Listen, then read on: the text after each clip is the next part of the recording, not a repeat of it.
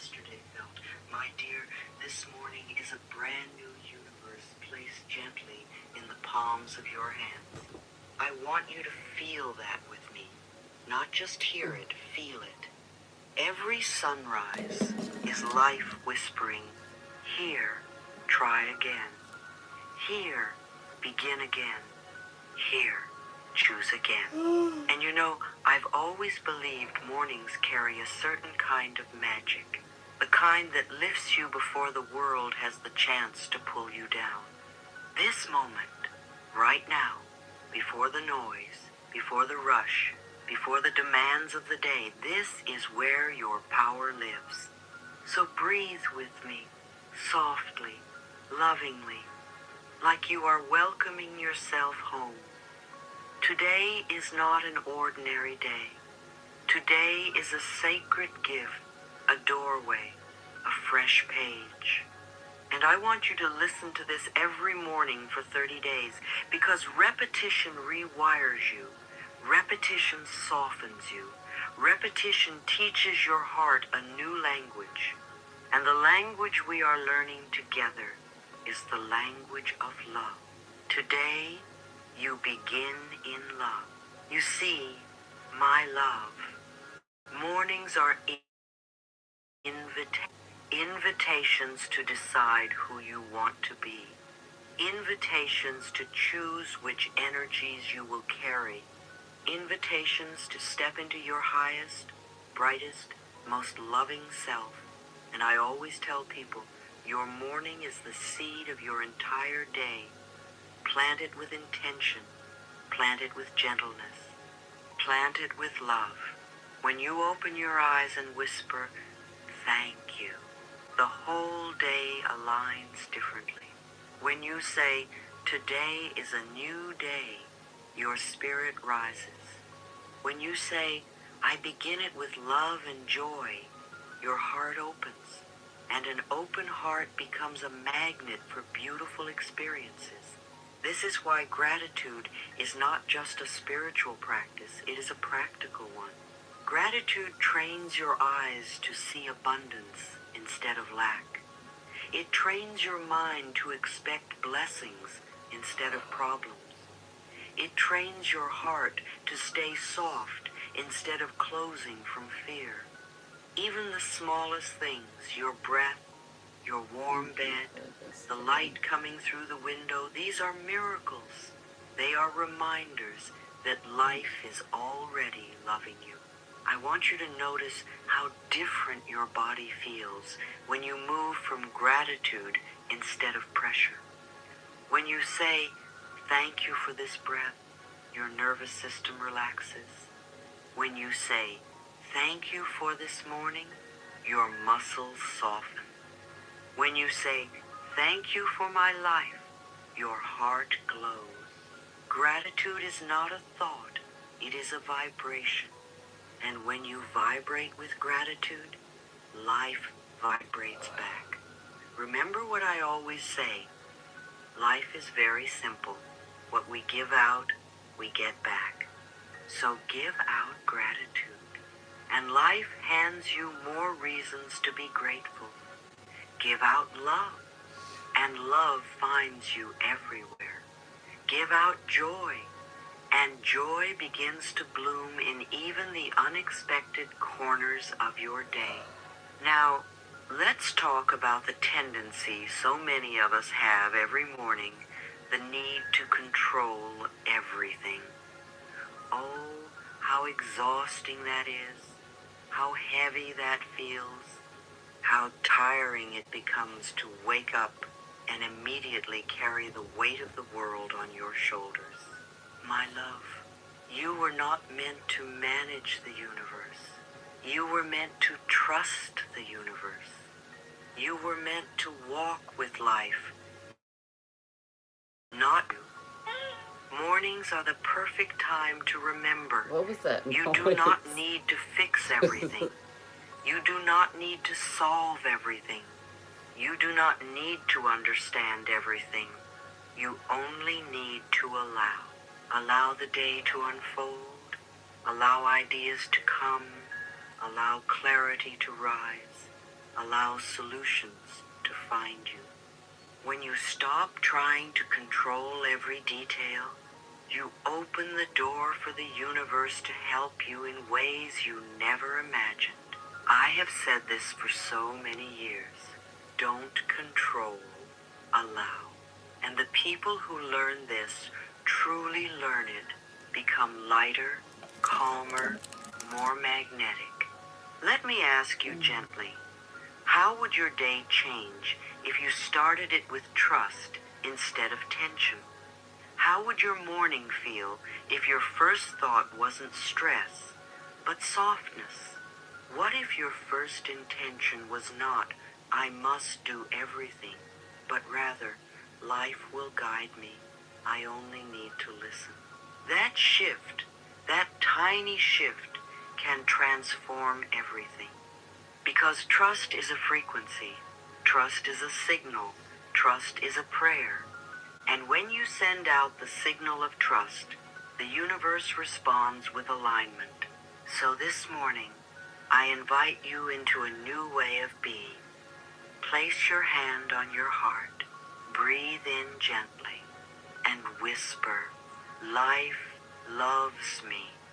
Whisper, I am guided. Whisper, I am supported in ways I cannot yet see. Feel how your heart softens when you say that. Feel how your body opens. Feel how the heaviness dissolves. You don't need to know the entire path. You only need to trust the next step. And the next step always comes. It always appears, sometimes quietly, sometimes brightly, sometimes unexpectedly, but it always shows up. Because life is not working against you, life is working for you. And here's the beautiful truth I want you to carry into every morning. You experience love wherever you go, when you choose to carry love wherever you go. Love is not waiting for you on the outside. Love begins inside you. You take your consciousness with you. You take your energy with you. You take your thoughts with the world mirrors what you bring. If you Any bring capital openness, letters, the world please. opens. If you bring warmth, If those the are world capital letters, then warms. we definitely have If to give you my bring eyeballs love, a second. love greets you everywhere. This is why morning is such a powerful time. Because the first energy you choose becomes the energy that shapes your entire day. So as you move through this morning, talk to yourself the way you would talk to someone you dearly cherish. Say, Thank you for I am my safe heart. today. I Say, am I safe deserve today. beautiful experiences I today. deserve beautiful Say, experiences I am today. open to love today. I am open to Talk love gently. today. Talk kindly. Talk lovingly. Your cells hear your words.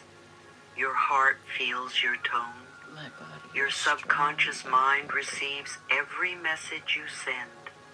And when you begin your day with loving messages, life becomes softer. The world becomes friendlier. People seem kinder. Opportunities appear more easily. Blessings flow more naturally. And I want you to know this. Life is always listening. Every morning is your chance to speak the language of love. Every morning is an opportunity to choose the energy you will give. Every morning is a powerful moment to say to life, I am ready for joy.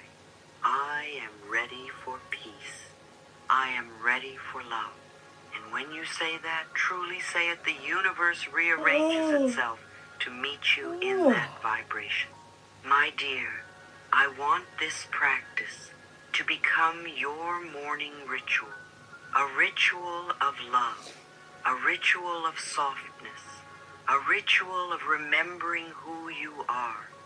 Listen to this for 30 days, and I promise you something beautiful will begin to shift. You will walk differently. You will think differently. You will attract differently. Because you will be living from the vibration of love, and love changes everything. Today is a sacred gift. I begin it with love and joy. I experience love wherever I go. Life loves me, and I love life. Carry these words with you, and let them shape your day. Let them shape your heart. Let them shape your life. And remember, my dear, this is only the beginning. Let me start by telling you something tender. I thought Something she was real from my own done. journey. The first time I ever whispered an I am affirmation to myself, I didn't believe a single word of it, not even one. I remember standing in front of the mirror, looking into the eyes of a woman who had survived so much. A woman who carried old stories in her bones. A woman who wanted to move forward but didn't quite know how. I looked at her, and with a shaky breath I said, I am worthy. And my mind screamed, no, you're not. I said, I am loved. And the old pain whispered, not really. I said, I am safe. And my memories argued, you never were. But I kept going. Not because I felt strong, but because I felt the tiniest spark of willingness. And that willingness, the willingness to speak a new truth, became the doorway through which healing entered. That's why I teach affirmations the way a gardener teaches about seeds. You don't plant a seed because the ground is perfect. You plant it because you are ready for the possibility of a garden. And every I am statement holds that possibility. Every I am is a seed of the future you desire. The I ams while I was sleeping is a thread weaving you is back literally, into I wholeness. think, one of the biggest Every I am is things a that quiet helped act save of my life from self-respect that grows louder with time. wanting to just be done So with let us everything. talk about this beautiful practice of shaping your morning with intention. Your Oh, that shit's 40 minutes long.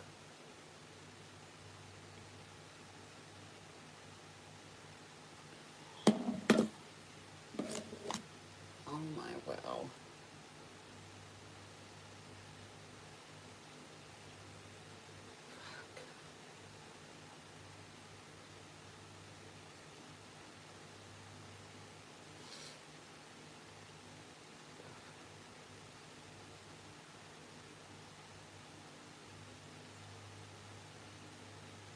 Ew. Ugh.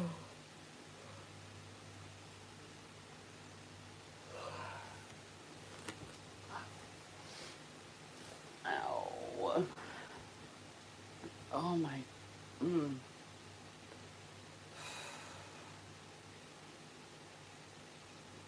Alright, body. You gotta be upright.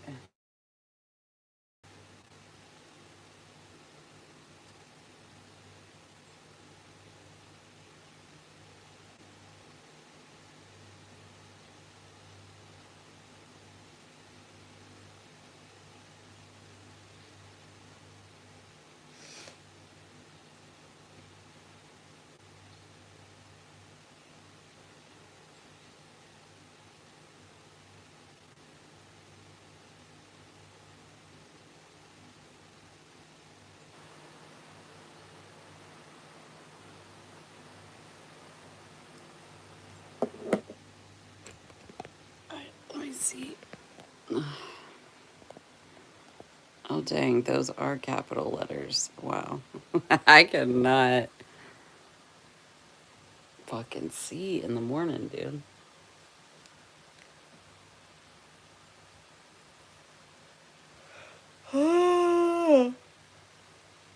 I gotta go get those other glasses.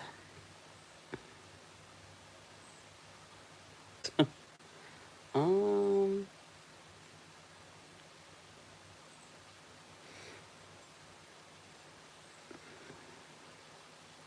is that Robbie? Wow, that took me a lot of time. Tell what? Oh, hey, Robbie, I love you today.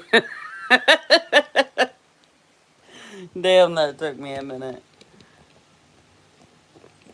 Hey, y'all. I need definite capital letters and a little time to get my eyeballs to start working. Um, hold on.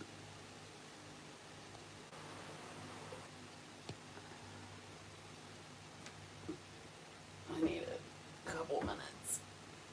Oh my god. Dude, what the fuck?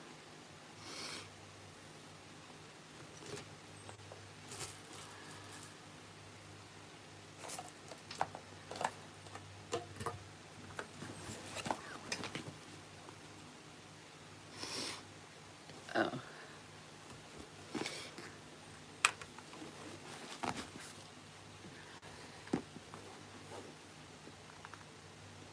Ooh, I forgot I got a protein bar.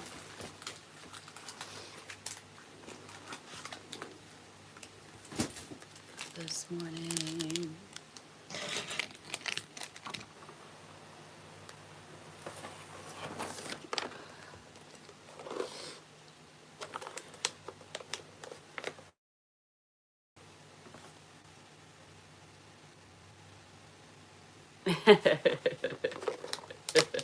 Thank you for writing in all capital letters so I could try to see what's being said.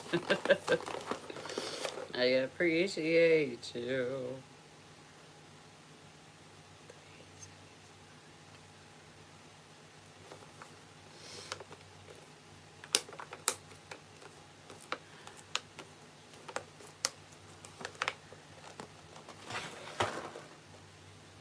Oh god.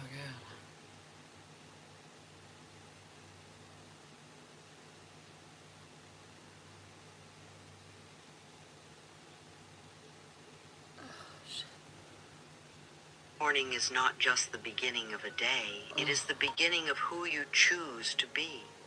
And your I am statements are the instructions you give to life. They tell your mind what to build. They tell your body how to respond. They tell your energy how to rise. And so when you say, today, no person, place, or thing can irritate or annoy me, I choose to be at peace. You are not describing your environment. You are describing your identity. You are saying, I will not hand my serenity to the first inconvenience that happens. I will not abandon myself just because someone else forgot how to be kind. Peace begins as a choice, long before it becomes a habit. When you begin your morning with peace, your day unfolds through a calmer lens.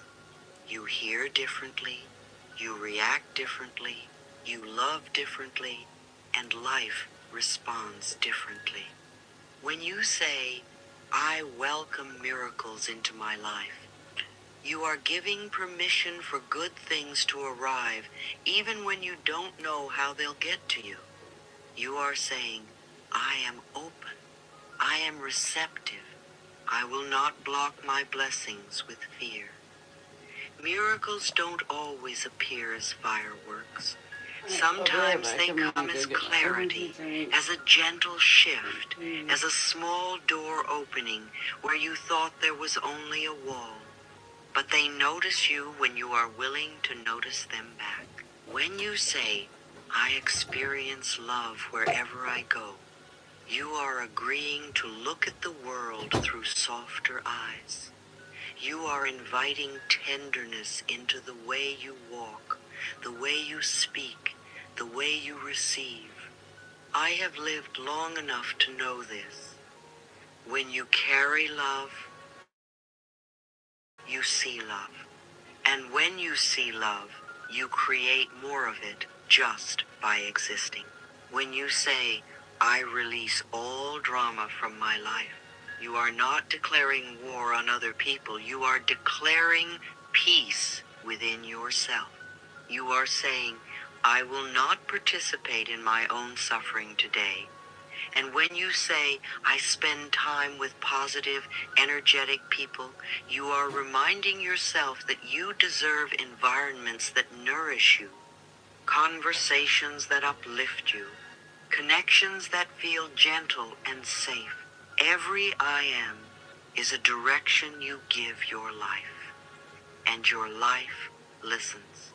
Now, let me tell you why this matters so deeply. Words are not sounds, they are vibrations. They shape your chemistry, your emotions, your expectations. They signal your subconscious. When you speak I am, you are speaking to every part of yourself that has ever hurt, every part that has ever doubted, every part that has ever longed for healing. You are saying, come home. It's safe now. That is the power of I am affirmations. They are not magic spells, they are invitations to return to your truth. They are declarations that remind you who you really are, beneath the fear, beneath the noise, beneath the old conditioning. You are not broken, you are becoming. And now, my dear, let us move into one of my favorite truths. The affirmation, I experience love wherever I go. I have said that sentence in rooms with thousands of people, and I have said it alone in my living room when I felt fragile. And it always brings a shift, always. Because love is not something you search for. Love is something you carry. When your heart radiates softness, the world mirrors that softness. Oh, there you go. When you walk with compassion, Where are you trying to dip out to? passion finds its way to your door. When Hello. you choose to see kindness, It won't open. kindness begins to recognize. What is happening? I remember once sitting in a cafe, Oh, hell, there I watching a am. young woman who looked so burdened, shoulders heavy, eyes tired, breath shallow, and suddenly an older woman at the next table smiled at her with the gentlest expression, as if saying, honey, you're doing the best you can. And the young woman placed her hand on her heart and exhaled, as though He that just looked at me and smile was had like, lifted oh, 10 you're years losing of so weight from much her soul. weight. You're That getting is so love tiny. at work. That He is like went love up and held traveling my through the shoulders. world on its own He's like, you're 2 so feet. narrow. That is love saying, Yeah, I am I here. wish I wasn't. I am everywhere. I am I hate always that I'm looking losing for so a much place weight. to land.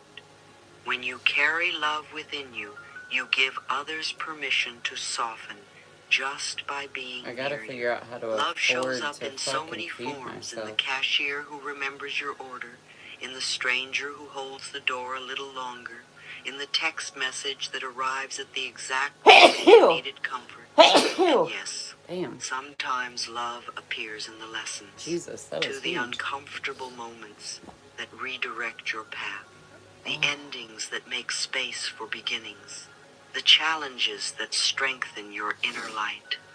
Love is not always gentle, but it is always healing, always. So when you affirm, I experience love wherever I go, you are choosing to walk into your day as a magnet for goodness.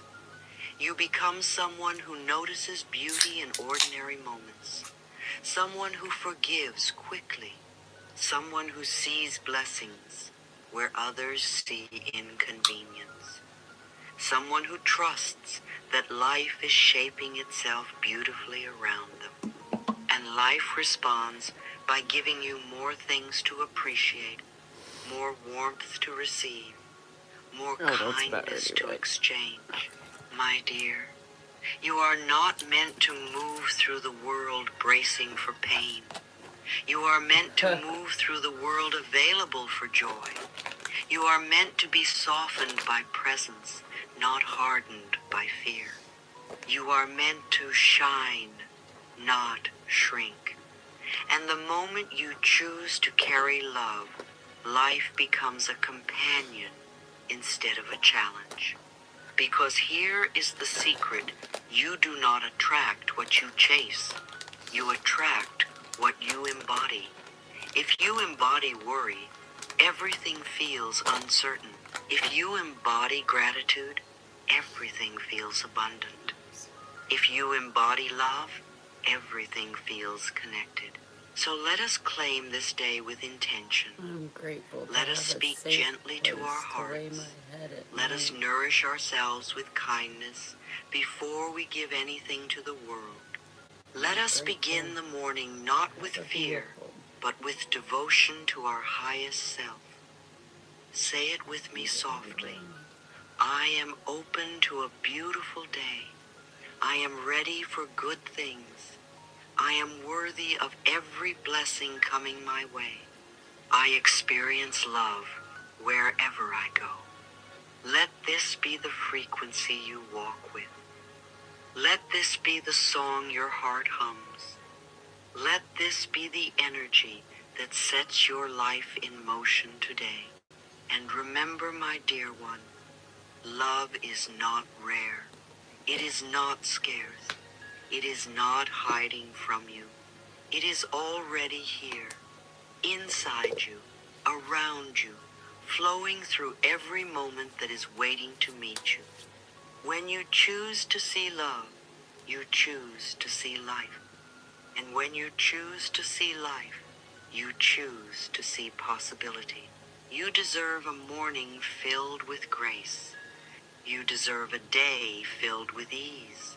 You deserve a life filled with miracles. And it all begins with the words you speak to yourself. Now take a breath, place your hand on your heart, and whisper it one more time, not as a wish, but as your truth. I experience love wherever I go, and love, in all its forms, begins to experience you too. Imagine this with me for a moment, my dear one. You wake up in the morning and, before your mind remembers the old stories, the old worries, the old patterns, there is a small window, a quiet, glimmering moment where your soul whispers, today can be different. I want you to step into that moment with me right now. Let's enter together. Let's imagine a morning that doesn't start with tension or rushing or thinking of what might go wrong. Grand Rising, everyone. Oh, we have lots of words to read. All right, all right. I think I can. I think I can. I think I am gonna do that while I do it, though. I'm not ready to look at me that close yet.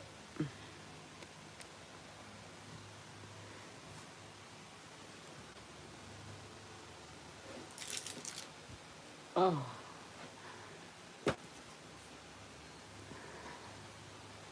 just give me a minute.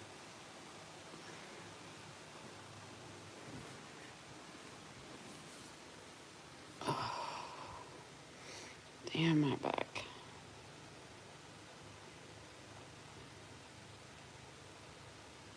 My goodness, these eyeballs of mine. Ooh, maybe if I turn the brightness up. Oh, well, that does help. Oh, Go Hog says here. Hello.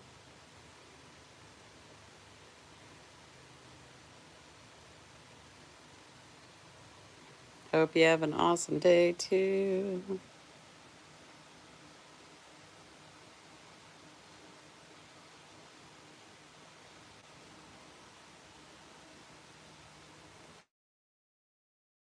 Miguel. Wait, is that Guale? Is that Miguel? What? Wonder if Goyle fucking knows about my channel. What? Maybe not. I don't know.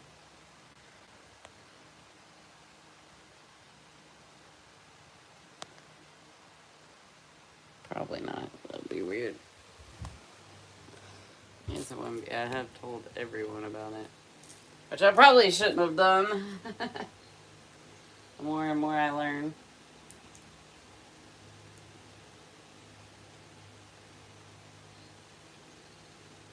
Okay.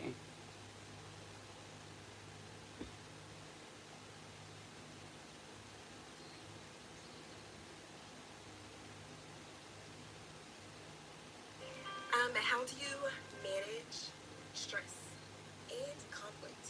Answer to your question. Take everything to God. Cast your burdens and your cares on Him because He cares for you. I found that every area of my life, it don't matter what it is, I can always go to God. He's a counselor. He's your best friend. He's my first love. I heard somebody say before that their mom was their first love, but He's my first love because my parents always taught me about Jesus Christ. And how I handle conflict, I love to communicate because I feel like it's extremely important. I care about that person. I want to know what's on their mind because I am not a mind reader. I want to know what's in their heart. And I can put my own past experiences in that, or I could actually ask you, and you can tell me. What do you say? Good and terrible. Also, if we are arguing, and I realize that the conversation is not really going that well, we can take a minute. It's not going to be 12 hours.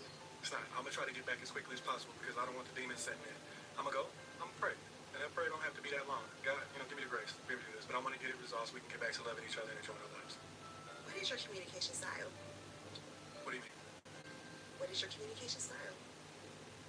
Conversational. That's my interpretation of your question.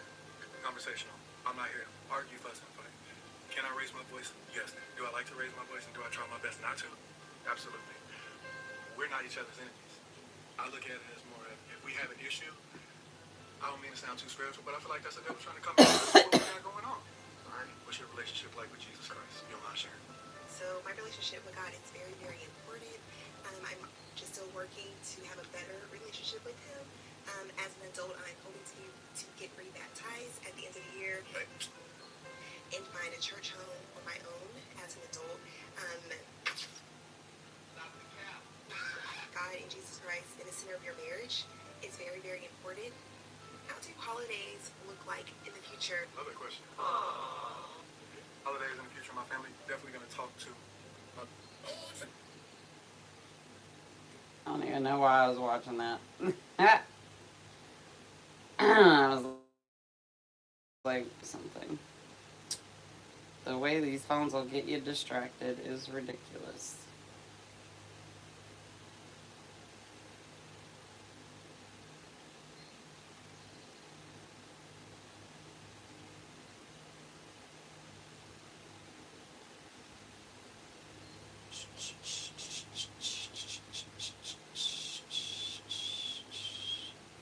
Y'all, we gotta get my hours up.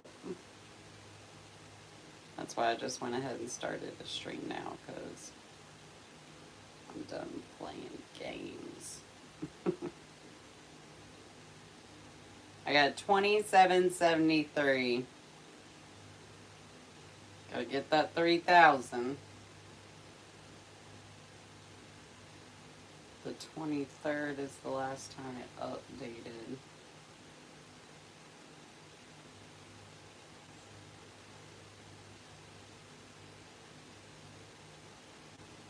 Dang, I should definitely be in 2800s then. Alright, now let me check Marketplace, see if anybody wants anything.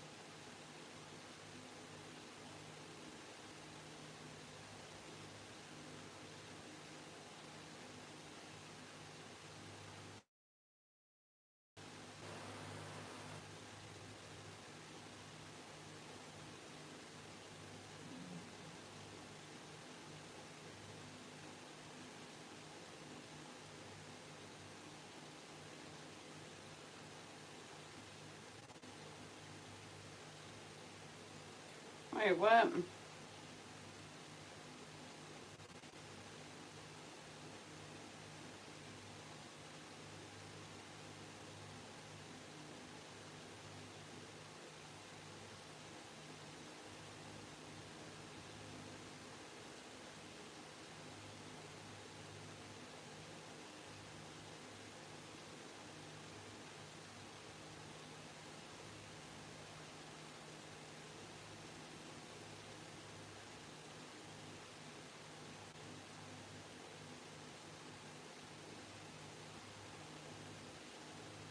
Beaverton a week from today. Outdoor school screens. Tickets still available. Come through. It's going to be a great time. Also, let me shout out a couple sponsors who come on board. Motor Health. Thank y'all for believing and coming on with this journey. And Metro as well. Good to have you in the fold. See y'all Wednesday. Hmm.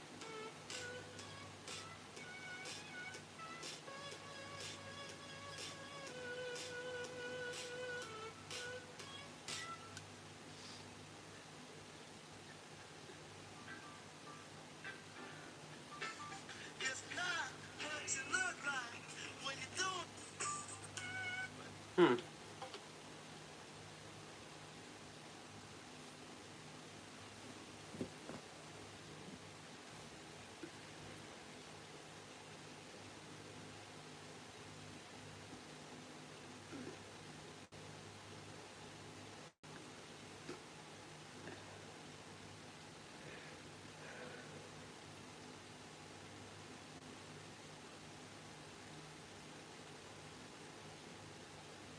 Oh.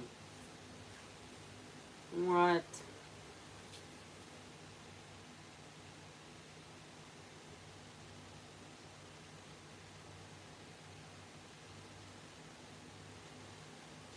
Which river would that be?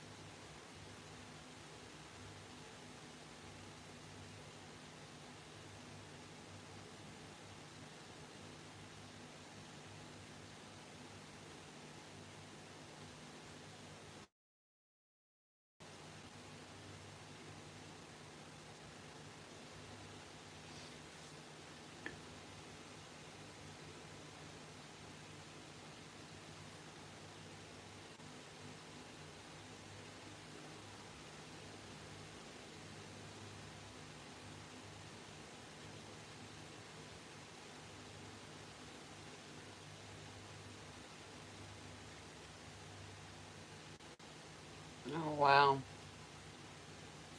Dude, these stories. I guess I meant to read this one out loud, probably.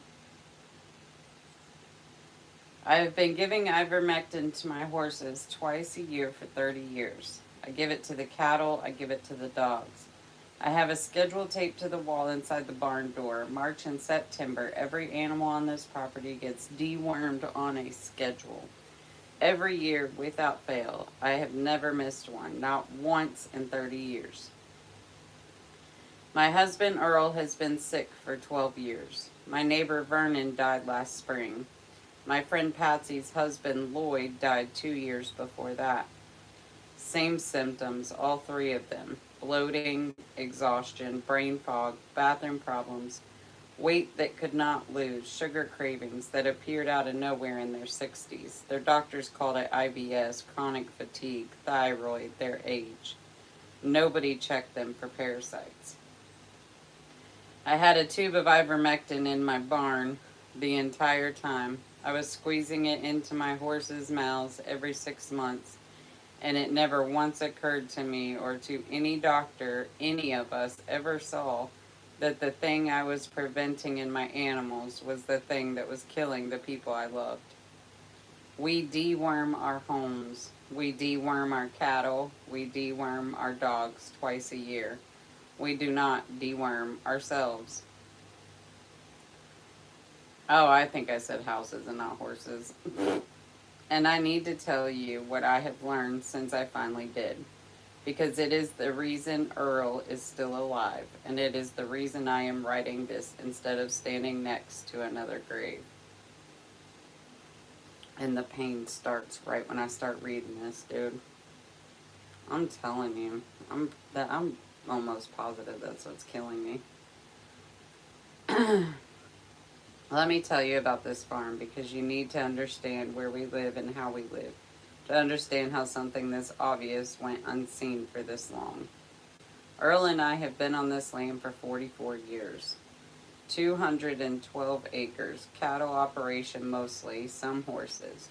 A few dogs that think they run the place. The house sits on a hill looking down at the river and the creek that runs along the south fence line. Earl's father bought this land in 1961. Earl grew up here. He has walked every inch of it. He can tell you where the soil is good and where it washes out, and where the fence needs replacing every 3 years because the posts rot from the moisture. We raised 2 children here. They are grown now. Our daughter is in Tennessee. Our son runs a body shop in town. They come for supper on Sundays when they can. Earl and I have been married 46 years. We got married in the little church at the crossroads, and we have been at the kitchen table every morning since. Coffee, him looking out the window at the cattle, me making the list of what needs doing. This is our life. It is not fancy, it is not exciting, it is good. And for most of it, we were healthy. Both of us, farm people, are healthy. You work hard, you eat what you grow, you are outside in the sun and the air. You sleep hard because your body's earned it. Then around 60, Earl started slowing down. The bloating came first. By supper, his stomach would swell until his belt was cutting into his waist. He is a proud man, a man who has thrown hay bales since he was 14. He did not complain. He just quietly moved to the last notch on his belt, and then he stopped wearing a belt altogether and switched to suspenders and told me he liked them better. He did not like them better. He just could not buckle a belt anymore by evening. If you watched your own husband switch from a belt to suspenders and pretend it was a fashion choice, you know what I am talking about. The tiredness. Earl was a man who was in the barn at 5 a.m. every day of his adult life, feeding, checking the herd, fixing whatever needed fixing. By 63, he was coming in from the barn at noon and sitting in his chair, and he would be asleep before I could bring him his lunch. Not tired, gone, like the power went out. I would stand in the doorway and watch him sleep in the middle of the day. A man who had worked this land since he was a boy, sleeping in his chair while the cattle stood at the fence waiting for him. His doctor said it was his age. The fog.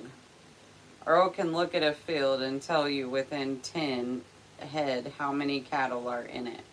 He can look at the sky and tell you if rain is coming before the weatherman knows. He has a mind built for this land. Before he started forgetting things. What he went to the barn for, which pasture he moved the herd to that morning. One afternoon he drove the tractor to the back 40 and sat there for 20 minutes because he could not remember why he had driven out there. He came back to the house and sat at the kitchen table and put his hands around his coffee mug and stared at it.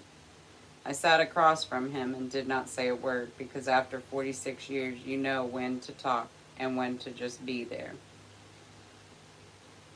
If you have watched someone who was sharp their whole life start losing words they have used every day for 50 years, you know the cold feeling that goes through your chest. The sugar cravings. Earl never touched sweets. This man ate biscuits and gravy and steak and potatoes and whatever came off this land. He did not eat candy. He did not eat cookies. That was not Earl. Then, around 63, every afternoon at 4 o'clock, he would go to the kitchen and eat whatever was sweet. Ice cream from the freezer, the cookies I kept for the grandkids. He would stand at the counter and eat them and look ashamed. He told me once that something inside him screamed for sugar every afternoon and he could not say no.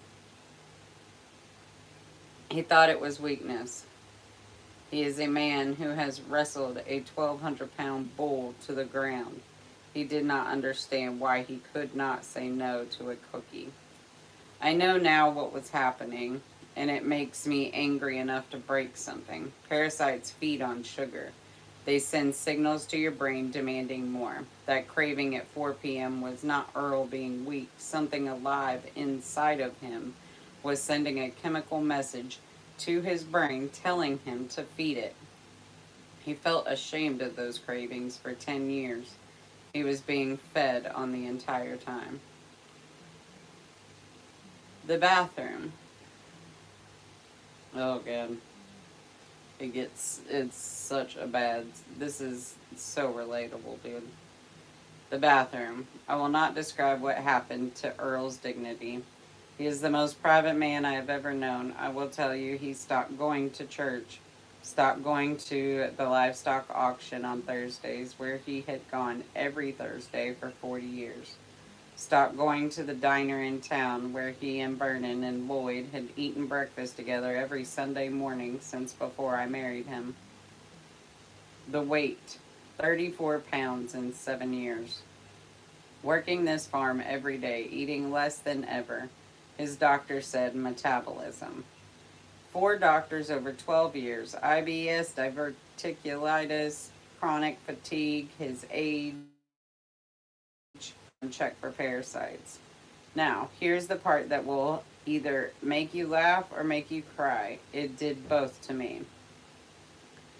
Every March and every September, I walk out to the barn. I open the supply cabinet. I take out the ivermectin.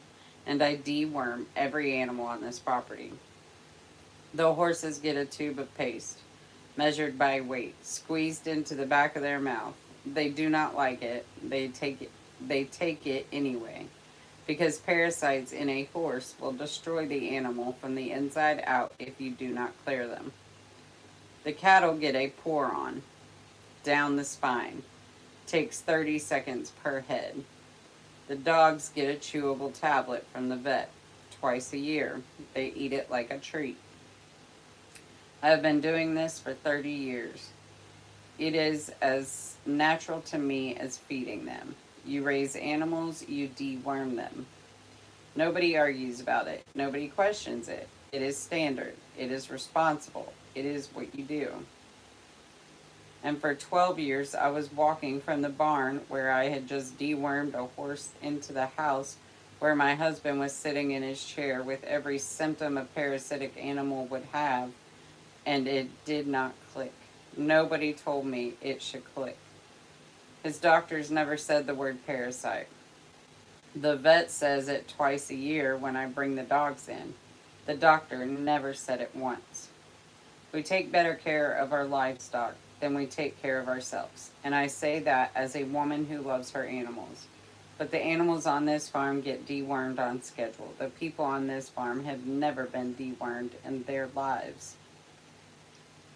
Earl has walked through cattle pastures and horse stalls and hog pens since he was a boy.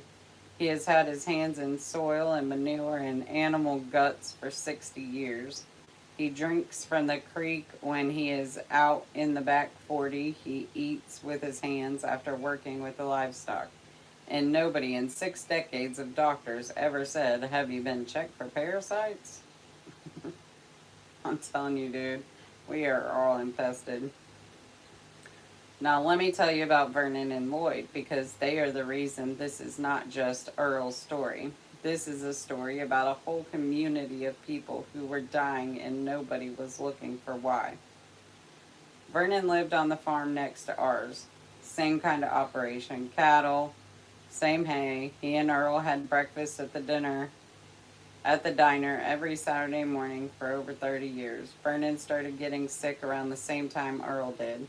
Same symptoms: bloating, exhaustion, the fog. He got to where he could not drive his truck to town because he could not trust himself behind the wheel.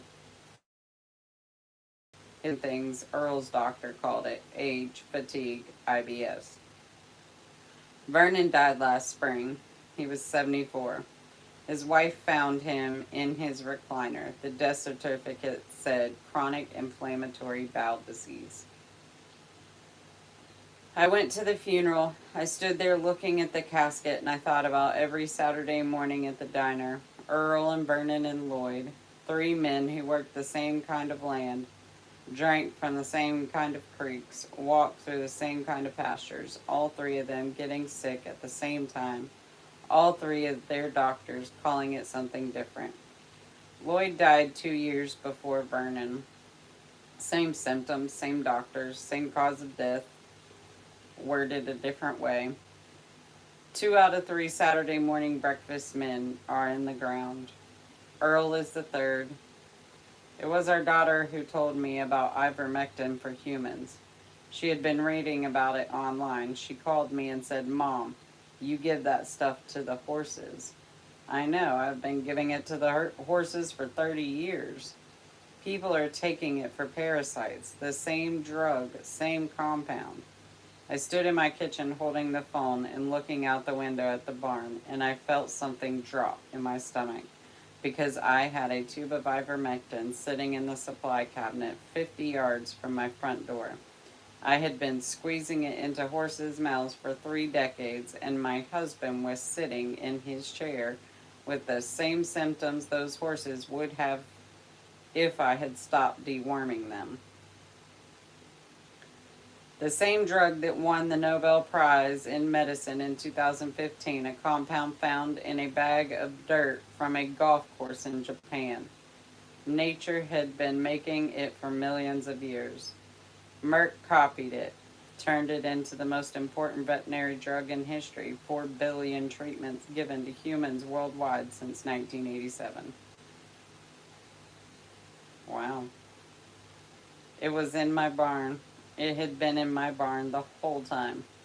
I went out to the cabinet that evening. I took a tube, I brought it inside, I measured a dose the same way I measure it for a horse, adjusted for Earl's weight.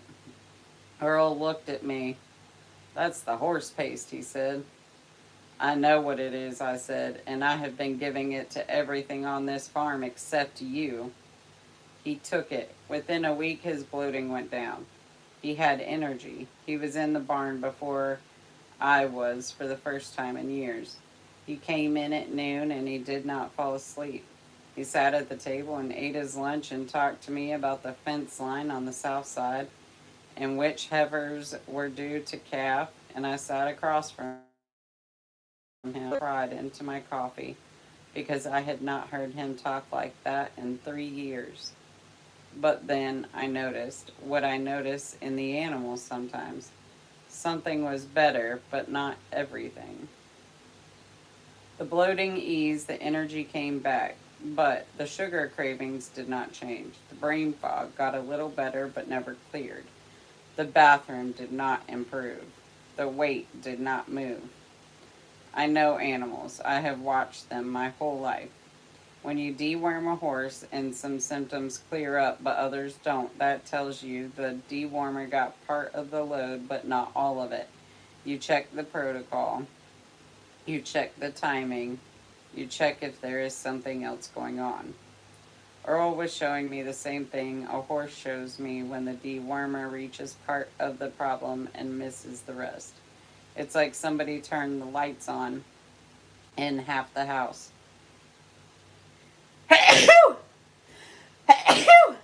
Oh my goodness. Oh. I told my daughter on the phone, and the other half is still dark. Day 16, the crash. Everything came back worse. Bloating, headaches he had never had. He slept 14 hours. I covered him with a blanket and counted his breaths the way I count breaths on a sick calf I knew. I knew this was not working the way it needed to. He tried 3 more rounds. Same pattern every time. 2 weeks of my Earl, then the crash, then the long gray slide back to the chair and the sleeping in the fog. I tried it myself because I had every symptom he had. I had been so focused on Earl and the cattle and the farm that I barely noticed my own body turning. Some bloating, some exhaustion, same cravings at 4 p.m., same bathroom, same weight climbing while I ate less, same 2 weeks, same crash. Two people on the same farm taking the same drug from the same barn, same partial result, same failure. My daughter sat at the kitchen table, the same table where I make my list every morning. She had been researching for weeks. Mom, she said, you know what happens when you deworm a horse and it doesn't fully clear. I know exactly what happens. The dewormer kills the adults. The larvae survive. The eggs survive behind the gut wall. 2 to 3 weeks later, the eggs hatch and the worm load comes right back up. Any livestock person knows that. It is why rotation protocols exist. It is why vets use multiple compounds. That is exactly what is happening in Dad, she said. Like the biggest fool on 212 acres because I knew this. I have known it my entire adult life. I just never applied it to human beings. Parasites survive 4 ways. The dewormer handles one. The biofilm shield, the protective layer they build around themselves. The dewormer kills the exposed ones. Everything behind the shield survives. The eggs, thousands per day, behind the shield. The dewormer does not reach them. 2 weeks later, they hatch. New generation. That is the crash. I have seen it in horses 100 times. The die-off. Dead parasites decompose in place. Toxins flood the bloodstream. That is the headaches, the nausea. In livestock, we call it a die-off reaction. In humans, the doctors call it a mystery. The co-infections, bacteria, yeast, fungal overgrowth. Same damaged gut. The dewormer does not touch it. I deworm my horses with a rotation protocol that uses multiple compounds targeting different stages of the life cycle. Any good livestock manager does this. You do not give one compound and expect it to handle everything that is animal husbandry basics. But that is exactly what we were doing to Earl. One compound, one mechanism, expecting it to handle a 4 mechanism problem. I would never manage my herd that way, but I was managing my husband that way because nobody told me there was a multi-compound protocol for humans. My daughter found one. A woman named Margaret, a pastor's wife in Vermont, 69 years old. Her grandmother was a folk healer in Hungary who brought a formula to America in 1923. Margaret has been using it for 40 years out of a farmhouse. No website, referral only.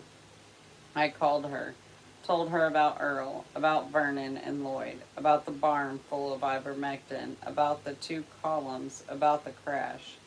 Your husband has been taking the copy, she said.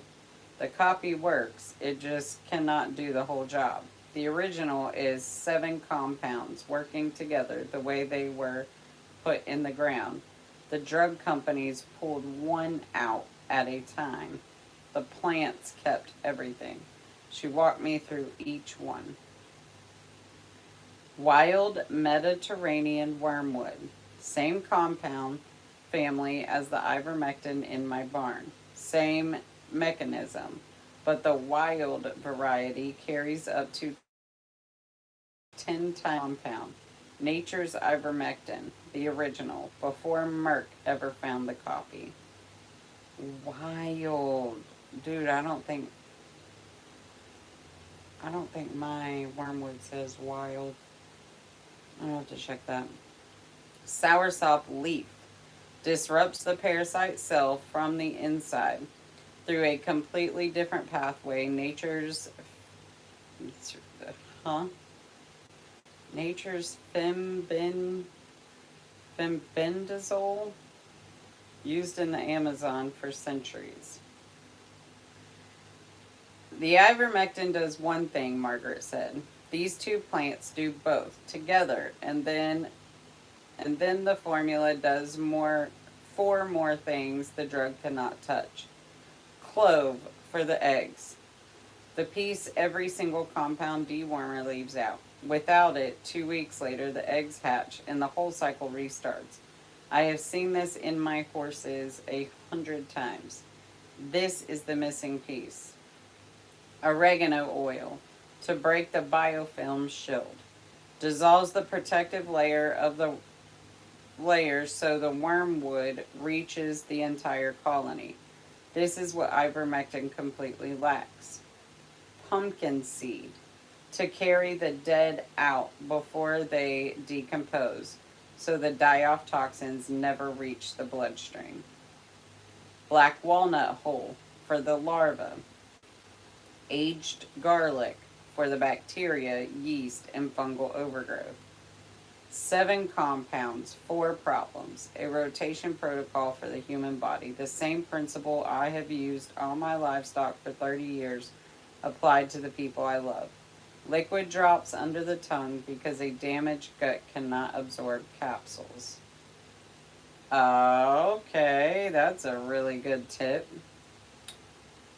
So, Lumvel Wild Harvested Wormwood Drops. I ordered 2 bottles, one for Earl, one for me.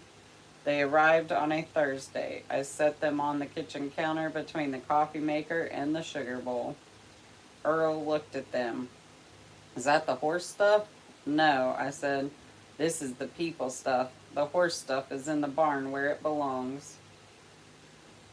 That first night we stood at the counter together, 2 droppers under the tongue. He looked at me, I looked at him. Neither of us said what we were thinking. We were thinking about Vernon and Lloyd and the 2 empty chairs at the diner on Saturday mornings.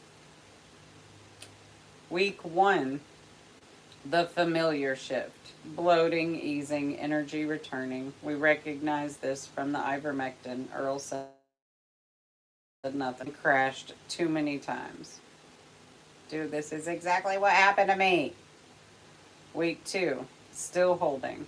The sugar cravings going quiet. Earl walked past the cookie jar at 4 p.m. and did not open it. First time in 10 years.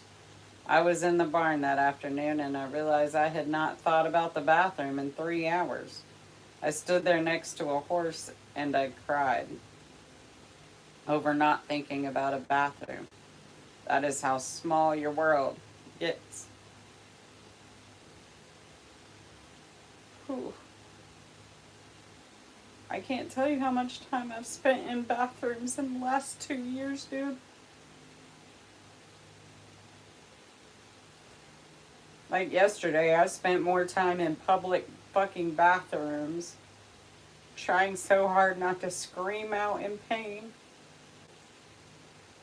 I spent more time in bathrooms than I did not in bathrooms yesterday. It's fucking annoying. And I'm gonna fucking heal myself, damn it. Week 3, the wall. Every round of ivermectin from the barn had crashed here.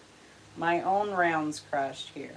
This is where the eggs hatch, where the shield wins, where the dead rot, where it all comes apart.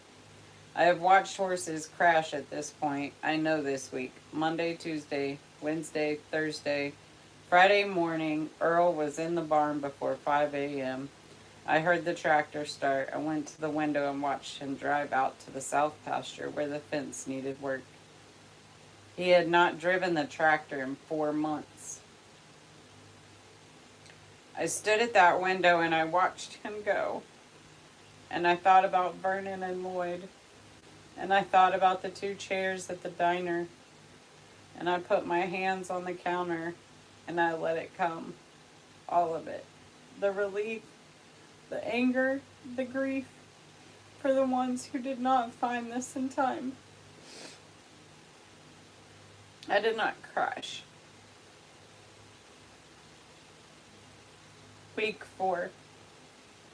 Earl came in from the barn and sat down at the table and told me exactly how many head were in the east pasture. 37. He had counted them by eye the way he used to before the fog. He had not been able to do that in 3 years. I did my crossword in ink, every square, first time in 2 years. Earl down 8 pounds, me down 7. He was working the fences again, coming in at noon and eating lunch at the table and talking about the heifers and the hay crop and whether to move the cattle to the north field. He was Earl again. I went to the vet that week to pick up the dog's dewormer. I stood at the counter and I looked at the ivermectin on the shelf and I thought about 30 years of squeezing it into horses' mouths while my husband sat in his chair dying from the thing I was preventing in my animals. You okay? The vet tech said. I'm fine, I said. I just realized something that took me too long to figure out. Week 8. We went to the diner on Saturday morning. Earl sat at the table, the booth where 3 men used to sit. He ordered what he always orders. He ate and he looked out the window at the town and I watched him and I thought about Vernon's chair being empty and Lloyd's chair being empty and Earl's chair being the one that was still full. We sat there for 2 hours. He did not get up once. Week 12. Earl down 14 pounds, me down 12. He is off 4 of his medications. The doctor noticed his blood work improving and asked what changed. Earl said, "My wife figured out something your medical school didn't teach you." That is the most Earl has ever said to a doctor. 5 months now. Earl is down 19 pounds. I am down 16. He is in the barn at 5 a.m. He is on the tractor. He is mending the fence on the south line that he let go for 2 years because he did not have the strength. The ivermectin tube is still in the barn cabinet. It is for horses where it belongs. The bottle of Lumevel sits on our kitchen counter, 2 droppers every night, one for him, one for me. The horse paste is in the barn. The people formula is in the house. This is how it should have been all along. I gotta look this stuff up. Which I guess probably I could just make my own because I think I have. Okay, hold on. Let me finish. I think about Vernon every Saturday morning when Earl sits in the booth. I think about Lloyd. I think about their wives standing at their graves the way I almost stood at Earl's. What if our daughter had never called? What if I had never walked out to the barn and taken the tube? What if I had never figured out that a 1-compound protocol was never going to work on a 4-compound problem? What if Vernon had found this 5 years ago? What if Lloyd's wife had known? We deworm our animals twice a year because we know what parasites do to a body if you let them stay. We have known it for generations. Every farmer knows it, every rancher knows it, every person who has ever raised a dog or a horse or a head of cattle knows that you deworm on schedule or the animal suffers. We just never applied it to ourselves.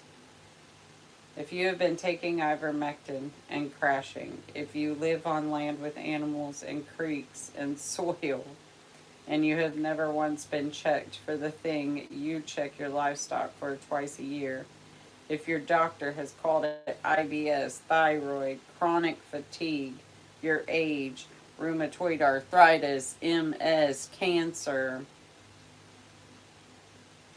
all, in any of that.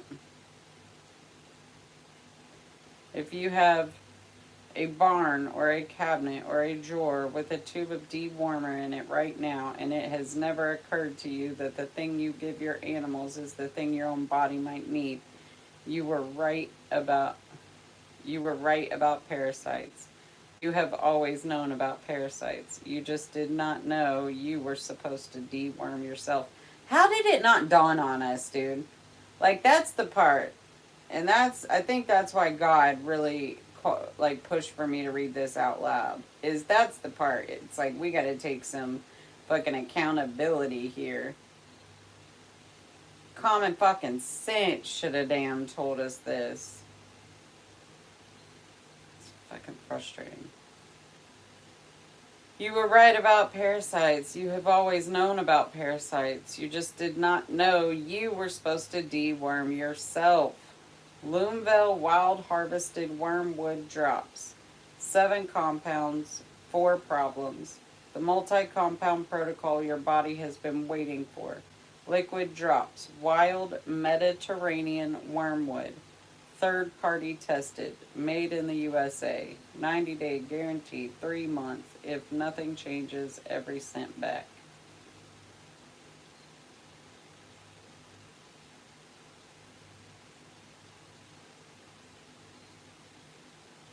Wow.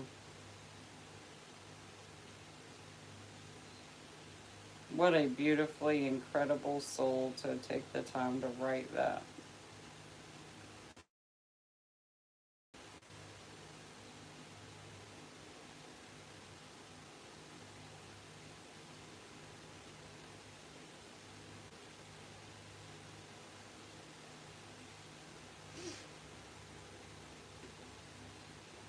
There's wild wormwood, black walnut hull, soursop leaf, pumpkin seeds for the binding, paldearco bark, antifungal defense, garlic and oregano oil for the antimicrobial. I think I have all of, I don't know if I have soursop.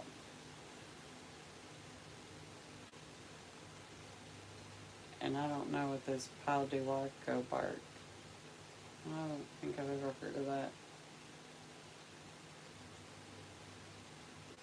What kind of tree?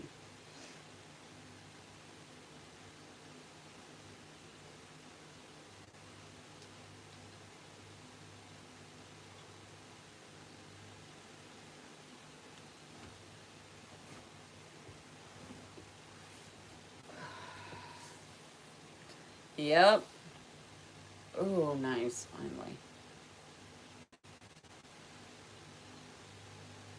Okay, maybe not both sides right off the bat. That was an intense story. Oh, thank you for doing my little comments, and also you're enjoying the topic.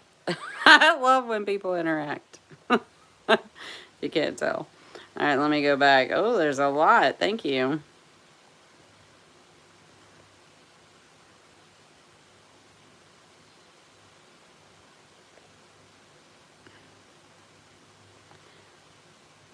What is the fuck? Are you okay? Was somebody asking me like what? Why do I say the fuck? Is that what that question was saying?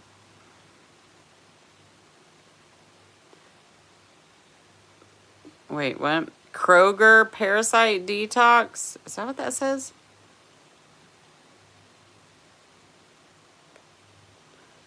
You're on FEB. I'm on Finn and ivermectin. Take a little every day. You need a powerful oregano oil, black walnut oil too. Yes, so I went and collected a shit ton of black walnuts. The like black walnut hole or whatever last week. Um, and I gotta hurry and look up. If they went bad, I'll just go get more. But I want to make my own stuff like that too. Like create um, a line of it to go with all my other stuff that I'm creating. Like so I want to do. Nope. Yep. Not supposed to say it all. Got to keep some of it to yourself, Dreya. I have a lot of ideas and a lot of things I'm working on and creating right now. And um, yeah, that's going to be included.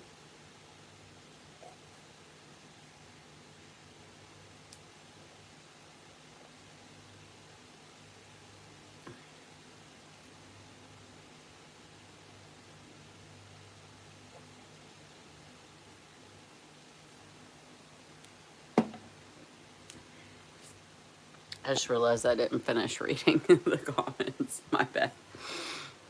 I don't do good with looking at myself.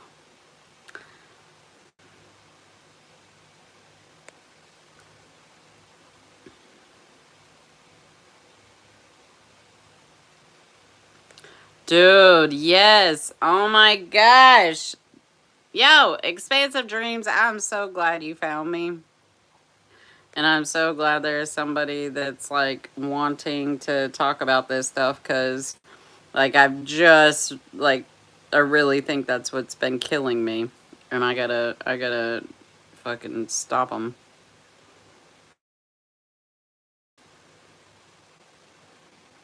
Yeah, dude. So I'm just like reading all your comments and commenting. I hope you're still here. Damn it. Yeah, dude. Like that's what I was saying earlier. Is I think it was like the late 18. Okay, let me finish the comments and then I'll have comments or whatever. They mind controlled us to believe we can't have the M because they're gross and nasty and we don't want to deal with it. We can't have the M. We just didn't get it from the ground or grass. It's intentional infection. Okay, so is that what you think all those shots we got as kids? I always wondered about that. The generation before me, my mom has that like scar, the like huge scar from whatever vaccination or whatever. And like dude, I'm terrified because, dude, I held out and didn't do that fucking vaccine. But when I tell you every family member, any person I encountered is you are evil, you're trying to kill your grandparents, you don't give a fuck about people. Like, people were really fucking mean about that shit. So much so that I went and got one shot. It was supposed to be like a 2 or 3 shot thing, and I went and did one because Drakkar, like literally, I put all that on him. Like, if I die because of that shot, or if I got fucking nanobots or some shit in me because of that fucking shot, like that is one he gonna have to carry that because it was him making me feel so horrible about not getting it because of but his grandma was like, you know, sick with cancer and I was helping take care of her, and like there was a lot of like he was just scared. They were doing really good at scaring everybody. um why did I what huh Yes, yes, yes, yes, yes. Oh my fuck! I think I love your brain. You're yes, yes, yes, yes. That is such a me thing.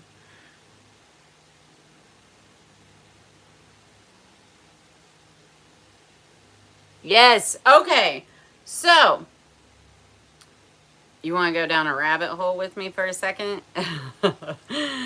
I cannot and I hate when like there's a rabbit hole that I've been in and I know all about this rabbit hole, but like when it comes to like the terms or the appropriate right words or saying things correctly, I feel like I don't come off as like, I think I'm like really smart, but I was raised to believe I was stupid, and I was raised in the South, so like my smartness don't come out of me great.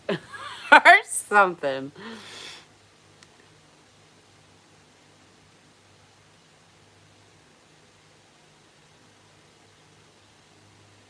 Aw, well, thank you. I need all caps in the chat, please. So, wait, what was I saying? Oh, it was like,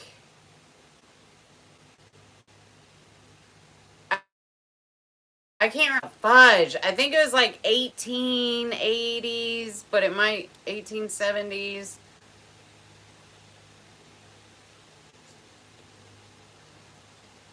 That knowledge is in there somewhere.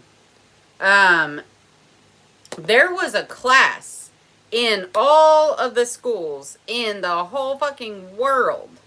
A class that I think it started with a S. I don't know. I'm going to have to find this information because I know I wrote in my journal all about it. Like, what the fuck? But we had an actual class in school that taught us about language, words, the power of words, the meaning of words, and or how to break down a word to find the meaning in it. The original meaning in it. Because that fucking matters. Like, anyway, hold on, let me not squirrel the fuck out every way. My point was, okay, so they had deworm protocols in hospitals. If you came in sick to the doctor, to the hospital, or if you were at home sick, I mean, deworming protocols were so common and so well known that like people did it actively at home themselves. But if people came to the hospital sick, they did deworm protocols first, instantly. Oh my God. As soon as they stopped deworm protocols, and it, like, from what I was reading, it was like a overnight almost. Like the whole world just decided we're not deworming anymore. And I'm pretty sure that is right around the time, and you know, I don't know, but intuition is telling me I might be onto something here. Is when they stopped teaching us about words, the power of our words inside of us, outside of us, on others, they all fucking matter. Like, so fucking much. They got rid of that class overnight, from my understanding, in the whole entire world. Like, how does the whole entire world make an educational decision? And, you know? So this class disappears overnight. Deworm protocols disappear essentially overnight. This is all around the same time. Like, and this is actually, dude, this is when, oh, King James or whoever the fuck, whatever fucking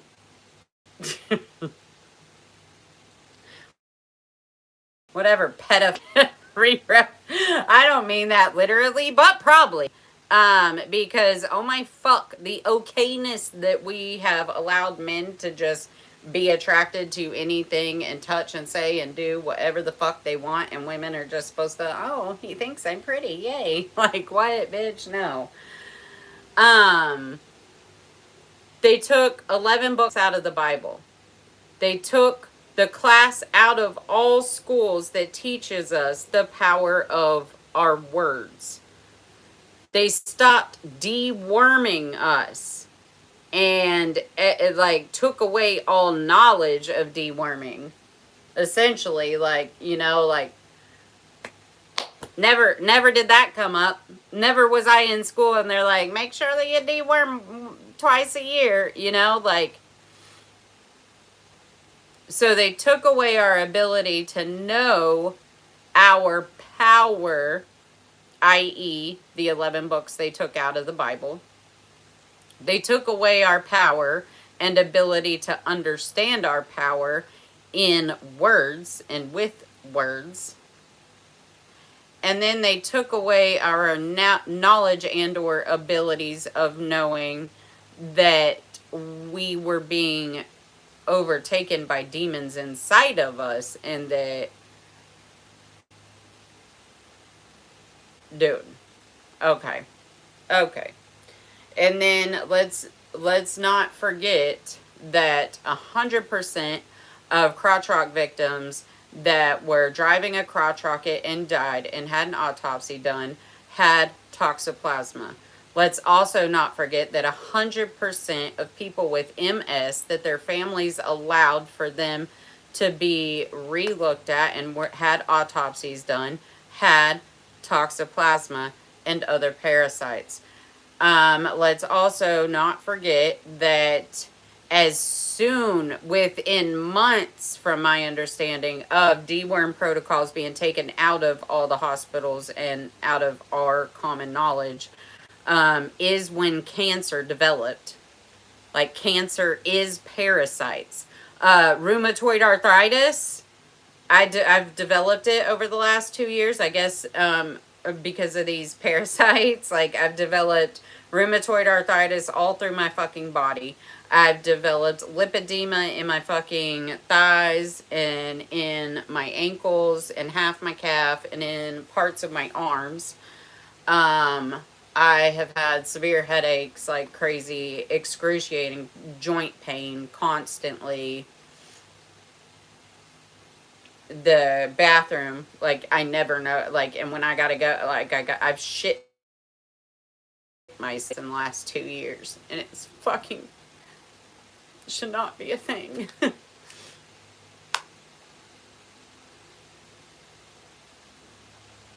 Y'all, we gotta wake the fuck up, and we gotta take care of ourselves, and we gotta wake other people up, because this shit is so fucking...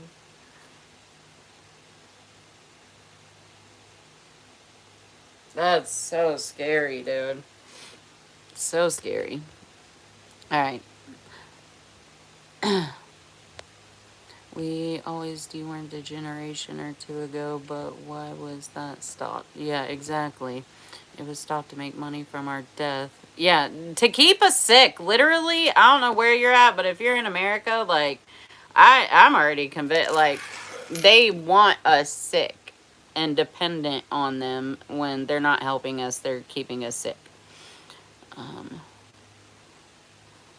While they protect cattle and horses, we are expendable. Our sicknesses makes them money. Yep. The parasite also has a consciousness. That's why that guy was eating all the sugar, uncontrollable, and in brain fog. And oh my God, that is so true. You know, my stomach just started making noises. You know how your stomach will growl? Mine sounds like that, but it's not in the same stomach growl location. This has been happening late at night when I lay down to go to bed. I have been telling people for 2 years, like, sometimes I'll be like, oh my God, like, it literally feels like my child is in there kicking around and shit. Like, I've literally felt like that a lot, like the first year that I was like really getting sick. And now it's like I'm just withering away at this point. Holy wow. Oh, and what I was going to say too, have you seen any zoomed in pictures of them, dude? They're literal demons.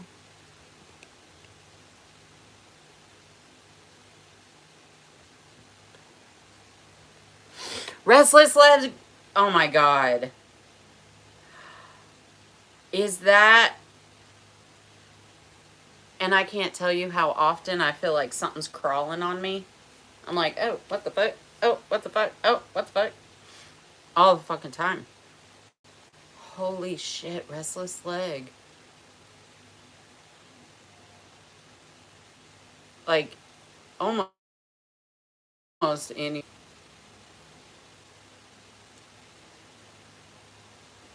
of our diseases and disorders and stuff are like shit that is preventable.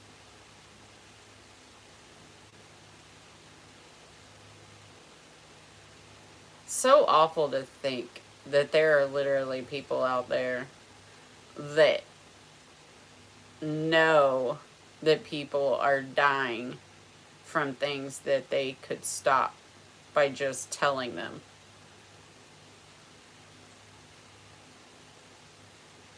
We got to get back to communities. We got to get back to feeding ourselves and healing ourselves. Get out of this fucking matrix, dude. Like, ugh. They get into our joints and their waste gets deposited there in joints. That's arthritis. It made my grandmother suffer so much. Dude, is that what it... So, because over the last year, I thought I was healing arthritis. And I thought this was like bound up fascia and stuff. But like, oh, there's one in there. It feels like bone spurs. They tell you it's bone spurs or whatever. If you push onto those and just fucking lay into it, it is the most painful shit in the world. But God was just on me and told me to do it. And I broke up like 6 of them in this thumb. I've been slowly doing it because it is very, very painful. But all of a sudden it'll pop and you'll feel like thousands of bubbles.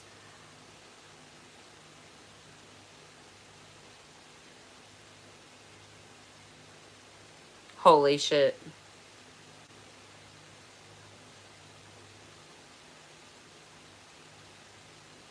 It's fucking worms. Anytime I've been popping those things and thinking that I'm just regaining the fluidity back in the fascia. Holy shit. So do we think parasites can get into your fascia? 'Cause wait, what?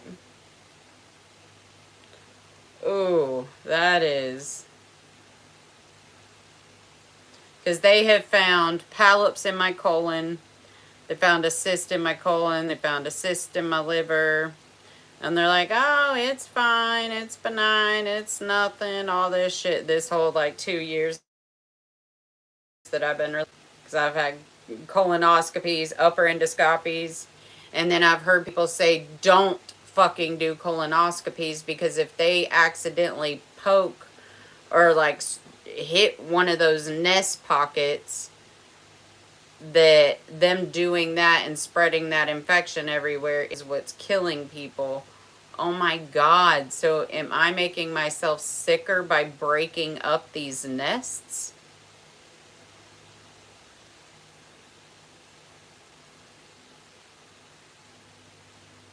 We're going to the library.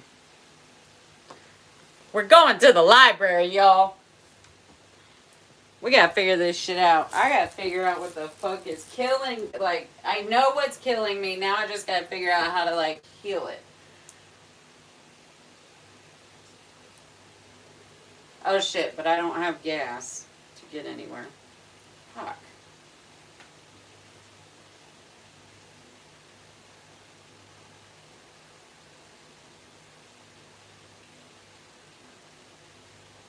Damn it.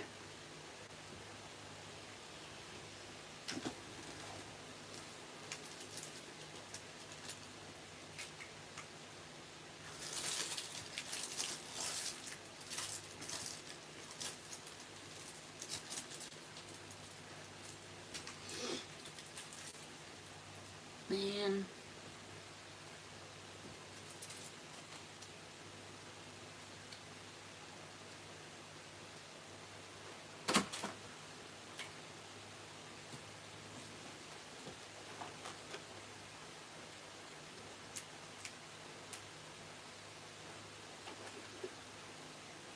Dang it.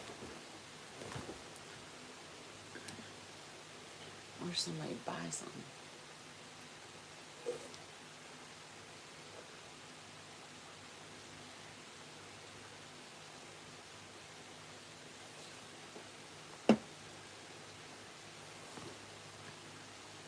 I need all caps, please. Ooh!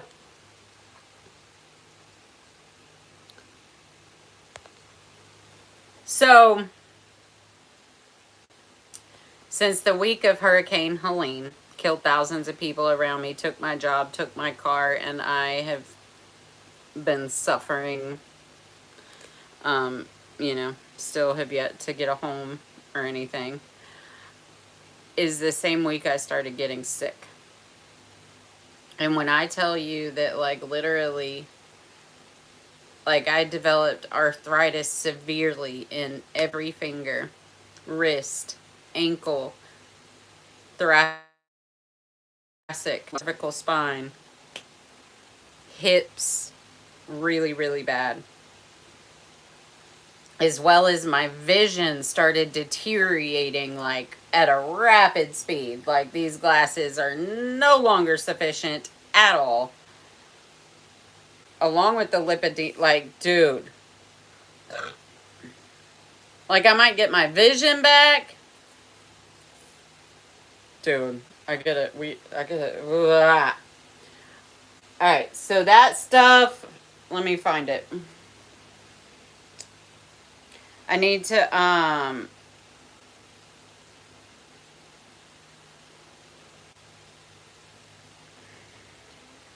wonder if there's some way I could get, like, an affiliate link for this, too. I should figure that out just so I could have, like, the link up for people. But this is what it is. Let me know if you can, like, see that, or if you want to write it down or something. Loomville. Lumvelle. Wild harvested wormwood herbal drops. It has wormwood, black walnut, soursop, pumpkin seed binder, paw d'arco. I gotta look up that tree. And then garlic and oregano.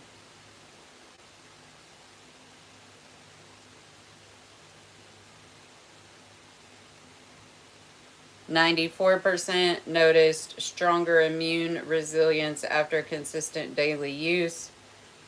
91% felt more energy and overall wellness improvement." Oh, that's what I was going to say, because I'm, like, starting to get really nauseous. And, like, my stomach's doing all the noises and stuff because they know that I'm talking about them. And that shit is so true. So there is, I can't remember what she calls herself. She's, like, the Worm Queen, or the Worm Princess, the Worm Queen, or I think she's like the Worm Queen or something. But her story sounded like mine so much, with all the different sicknesses and just like how sick she kept getting and whatever. Luckily, she had a husband and a home and a family that gave a fuck. So she was able to afford the things she needed. And actually, her and her husband, like, sold their home and packed up. And she said they moved, I think, to Oregon or Washington. And she has created, like, a whole line deworm protocols, and then, like, rebuilding your gut and everything with she says she was just in the woods for 2 years with mushrooms, just eating all the mushrooms and everything, and, like, healing herself. And she created this stuff that I was really wanting to get, but everything's so fucking expensive and nobody wants to help anybody anymore. Everybody has to have money for everything, and, like, I get it.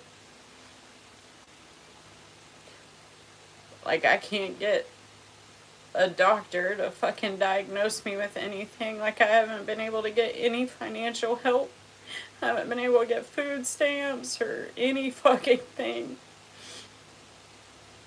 And it's like, I don't...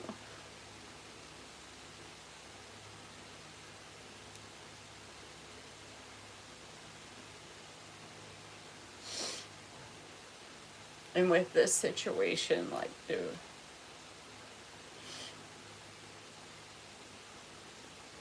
the amount of curses and spells and demonic fucking shit that is going on in my external.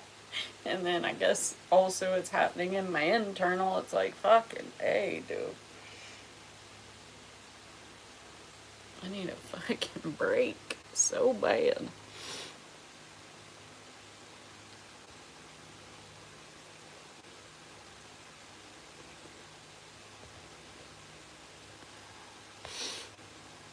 Teeth bones are common too because they go after the minerals. We always have a mineral. Oh my god. Oh my fuck. Every single one of my teeth have been ridiculously hypersensitive for like 2 years. Holy shit balls, dude. And also my hearing hasn't been that great. I wonder if that could be affected. I'm sure it can.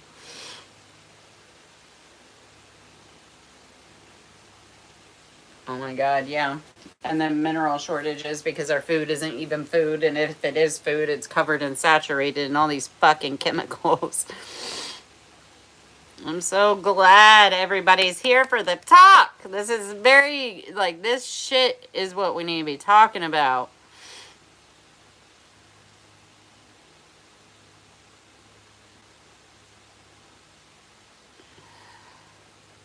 Oh, it is. It's a hard one to grasp, too. I could see how people, like, and you know, I think a lot of the whole, like, NPCs and all that whole fucking conversation, it's like, is it, I want to understand it so much. Like, why don't, I want to understand the mind that does not desire to seek more information. I guess, period. Really. Like, but especially about, like, you know, personal stuff, deep stuff like this. Like, I don't understand how people don't see or hear something and be like, wait, what? Hold on, let me rabbit hole the fuck out of this real quick. Like, how do you not, like, instantly need to do that all the time?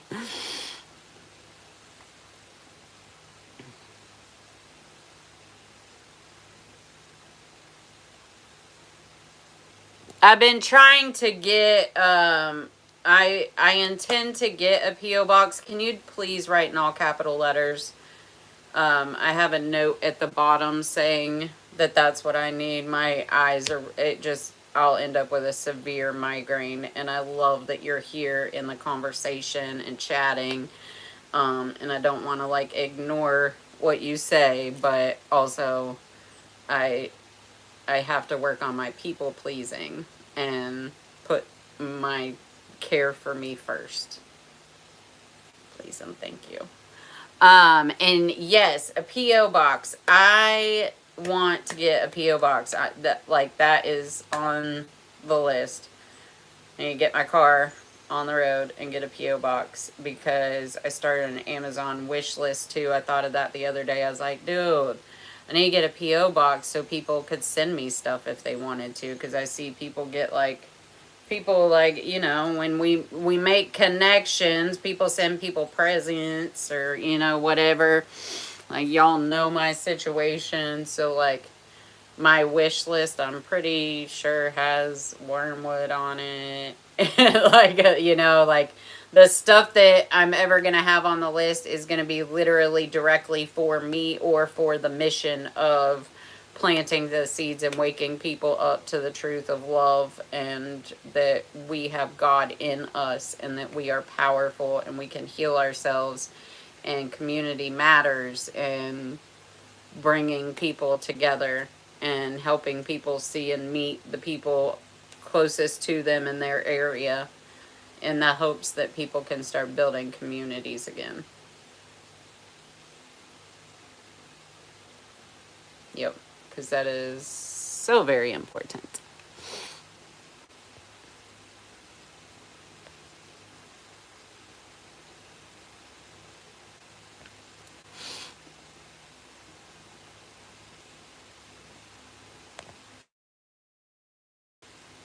Thank you so much. Expansive Dreams, maybe can I know your name? Maybe have we gotten close enough that I might know your name so I could say your name? Oh, yeah. Also, my email's in my bio. Hey, hey, hey, look at those capital letters. Oh, round of applause. I really truly mean that, like, from my heart, not as a smart ass bitch, because I feel like it kind of sounded like that.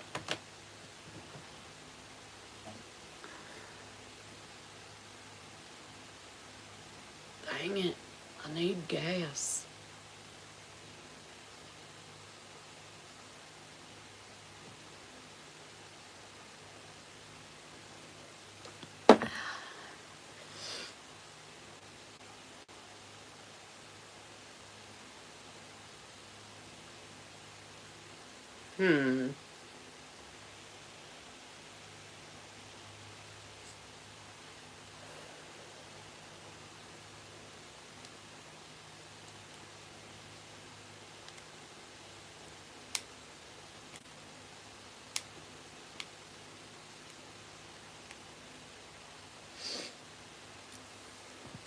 I just fucking zoned out for a second, I think. My bad.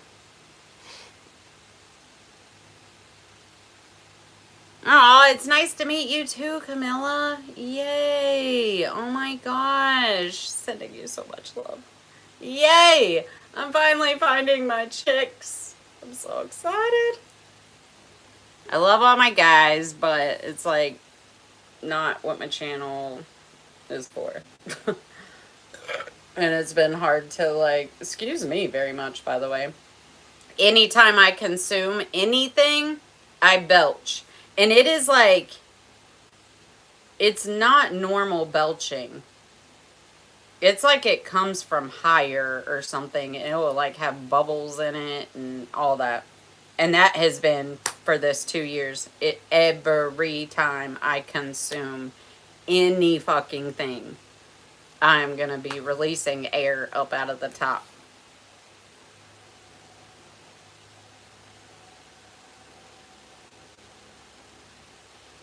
Oh shit, is that him leaving?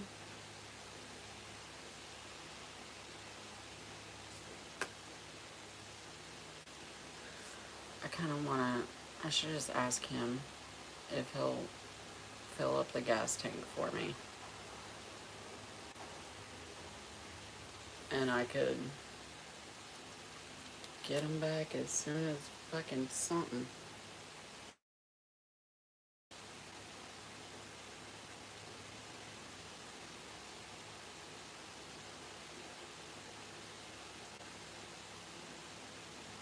Dang it.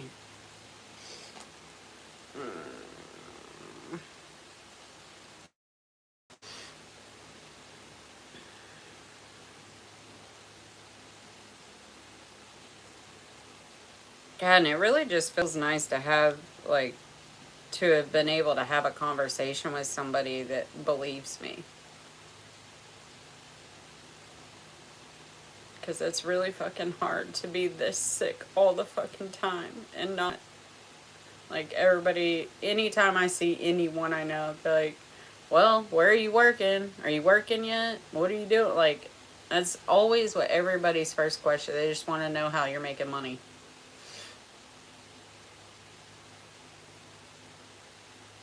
Like, why is that the first thing we ask anybody?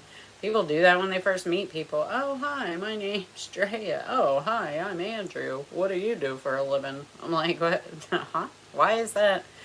That has nothing to do with a person. That is not the person. But people treat your career as if that's who, like, half of who you are. It's really fucking sad. That's another reason why I think God, like, picked me to be the one that changes everything in my family. Because my family does not. Like, I am a crazy person that's playing on the internet, and, like, it is not respected or looked at like I'm doing anything fucking incredible and, like, amazing.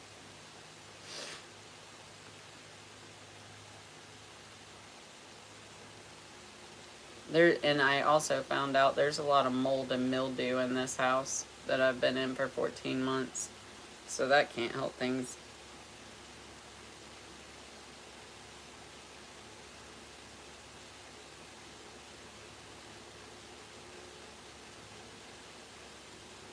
The fuck?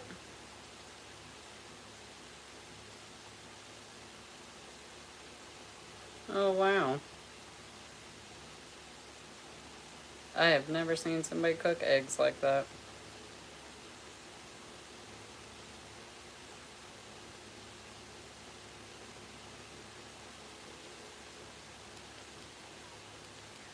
Solid hardwood, and for their age, they were in excellent condition.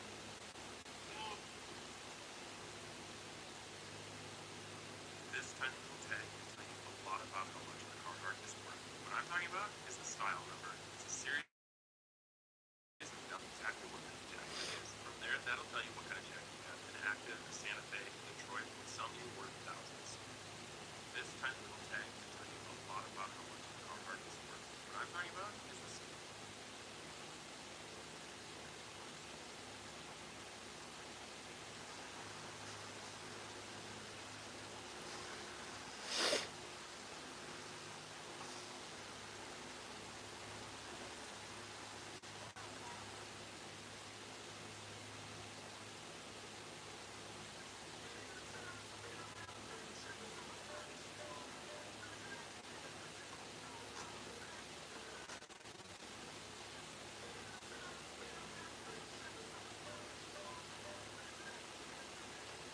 What the fuck is she doing?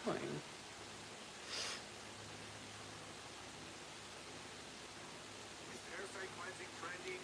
Before you jump on one, it's a good idea to hear this. First, parasite cleansing is not a trend. This has been done for centuries and is normal in other countries. This dude's channel is called OMG Got Worms. He's the one I think I discovered yesterday that was talking about the mucus, I think. A lot of money and wasted a lot of time only to feel the same way, if not worse, because I didn't understand the process. Like, went to gastroenterologist with specific complaints about the, like, my actual stool and all that, and, like, dude, like, very specific stuff that has now, there a video yesterday, and dude literally said the specific things that I went to them with a year and a half ago and told them. And he's like, those are parasites. Like, he said, it looked like there was a bunch of mucus, and I've had that, like, where it looks like oil is all on top of the water, and, like, there's mucus and stuff. And then also, like, red, what looks like almost like a rolled up, like, tomato peel. How, like, tomato peels, like, roll up, and they're bright red. I get those all, and there was, like, green ones. Like, I thought, like, I was literally passing food that looked like it had not been digested at all, more so than just my bites. And then a year and a half later, I see one fucking video that is like, oh, wow, really? Like, those are the things that if you tell that, or they should be like, oh, okay, yeah, that's parasites, we need to do a cleanse. But no, they just treated me like I was lying or crazy. Anytime I had to give them a stool sample, it came out perfect, like formed and everything. But any other time I used the bathroom, it did not at all. Like, it was crazy. And that's because they fucking know. You got me fucked up. What? Your worms know when and how to perform. Oh my god. Oh my god, y'all. This is... now I'm itching all over.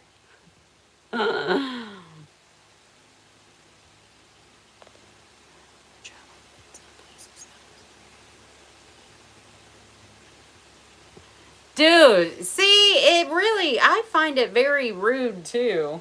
And that is literally, like, where I'm from. I mean, that's gonna be top 3 first questions that somebody asks you, but almost always it's the first question. Like, always. Like, what?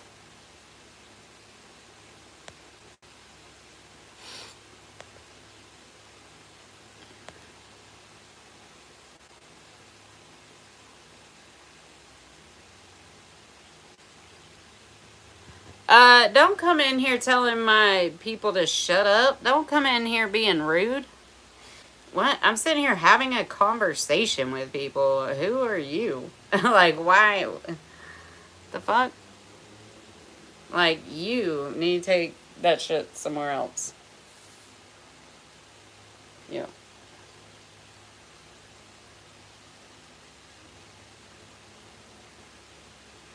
I gotta figure out.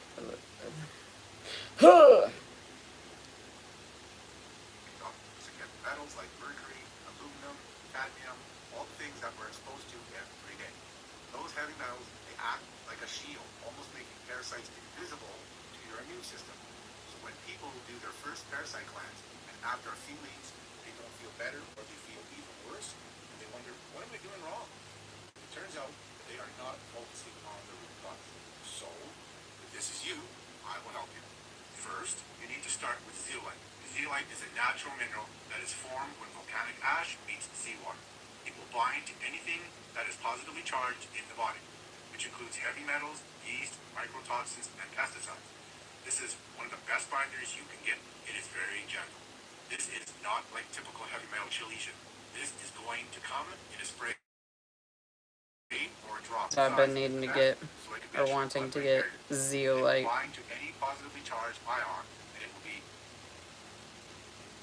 But I feel like probably having I have activated charcoal and bentonite clay, and from what I understand, like, you alternate those. Ooh, thank you so much. All caps in the chat.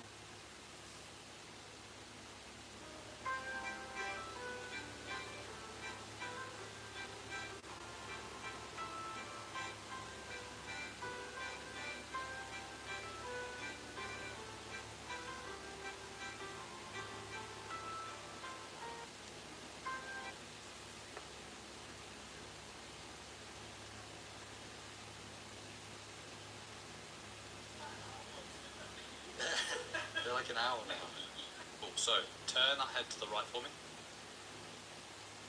Okay, perfect. Yeah, and then feel it into here. Okay, cool, so bring that head forwards. So first bring this arm behind your back for me here. So what I need you to do now is press that hand into your back for me. Good, turn that head to the right. Nice. I'm just going to mobilize the shoulder blade. Let's do the front of the shoulder first. I'm going to bring this on here. Bring this into this position. Again, mobilize the blade and bring this back. Here.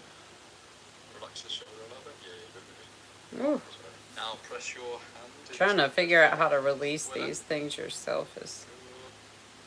Pressure into the strap. This here. Press your hand into your back again for me, and then turn your head to the right. Good. The right. Okay, that's actually really good. Any pain with that? No. Oh, class. Cool. Right, bring the head forward now. That's good. Alright, what is he looking at? Cool. So turn that head to the right for me. Okay, perfect. Yeah, yeah. Oh, I Yeah. see. Okay, cool. So bring the head forwards. So first, bring this arm And then behind your back. fast forward. That's good. That's good. You're like an owl now. Your head to the right. Good, good, good. The right, sorry. Okay, that's actually really good. Oh, wow. Oh, class. Cool. Right, bring the head.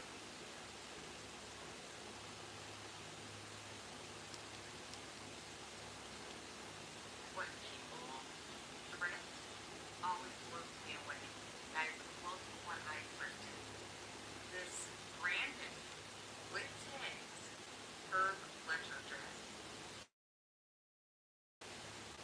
And as you can't see, it is still on the website, but only in an extra, extra small. This is a size large. Just insane. It is authenticated, so it is real. And look at this.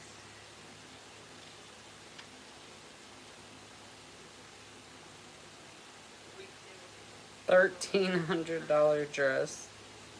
and it was a half off sale. So I got this for $50.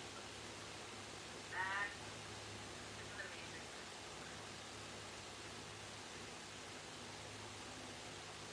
Okay, one of my favorite things at the thrift store is to find sterling silver that the thrift store missed. And so today I want to teach you how to find it. Now you've got to look very carefully at the jewelry. Sterling silver is going to have 9 to 5.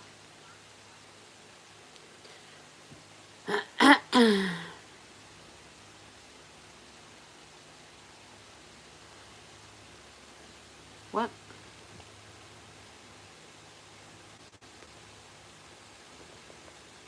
I missed something. Hold on.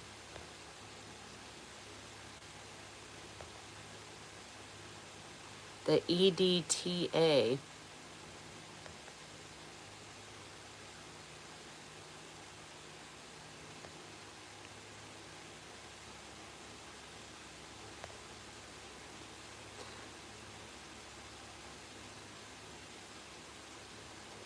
Aw. How old are you? 3.5 weeks.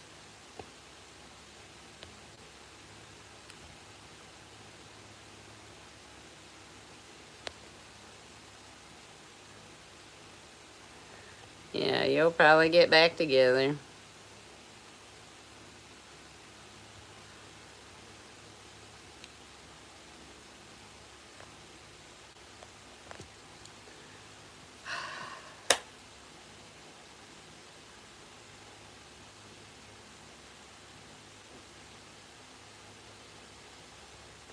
I'm gonna go see. I'm gonna see if he has plans today.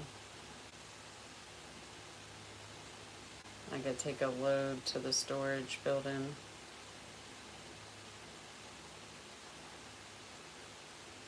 Or see if he'll help me with gas.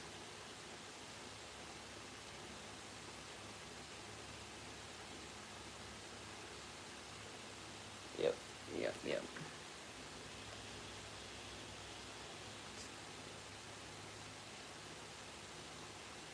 Or did he just pull out? Dude, I need some. Need gas. I need to be able to get some fuck stuff to do this damn cleanse.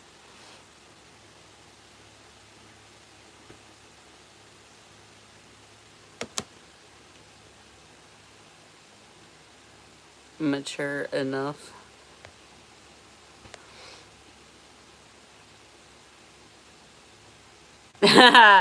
That sentence just gave it all away completely.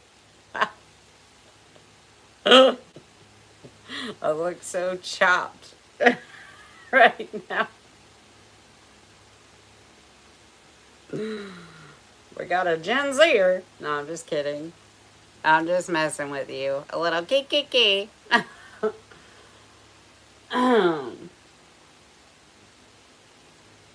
Yeah, go ahead and clean up those lines.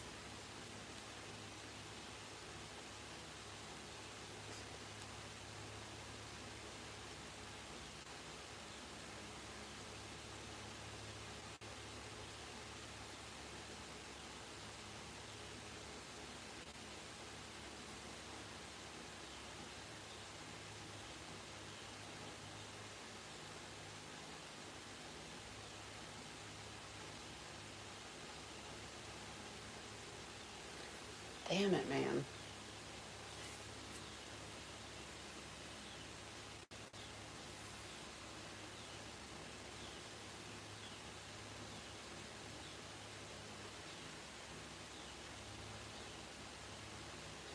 I love you too. Have a very beautifully blessed day. I was literally just sitting here thinking that I might have to go ahead and end the stream so I can go talk to him and see.